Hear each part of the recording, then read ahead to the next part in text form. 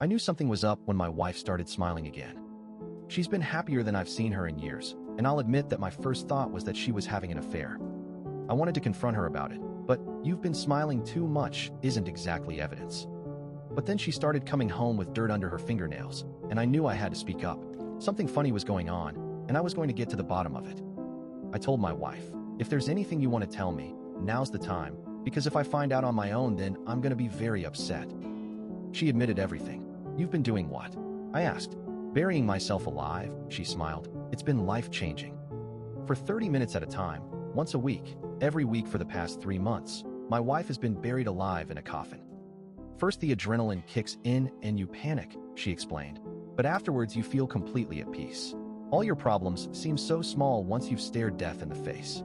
You've got to try it." After a small back and forth, my wife somehow convinced me to try her little therapy. I mostly agreed because I wanted to catch her in a lie. When I came out of the ground and didn't feel any better, I'd make her confess the real reason she's been so happy lately. At 7:15, I entered the coffin.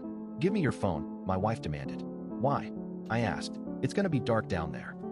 "Because I know you, and given the chance you'll be on your phone the whole time you're down there. You have to actually pretend you're dead for it to work." I begrudgingly handed it over. "All right, I'm going to close you in." "Wait," I said, setting a 30-minute timer on my watch. "Okay, I'm ready."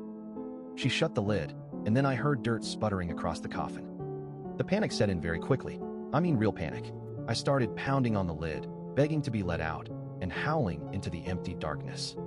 Nothing worked, but soon the dread was replaced by a calm, just like my wife said. I was face to face with death, and every mistake I ever made played in front of me like a film. What the hell was I doing with my life? I've spent so little time actually enjoying being alive. I've grown old and bitter and resentful of everything. I've become revolting. I mean, what kind of man gets suspicious of his own wife because she's happy? I'm only projecting because I'm the one who had an affair first.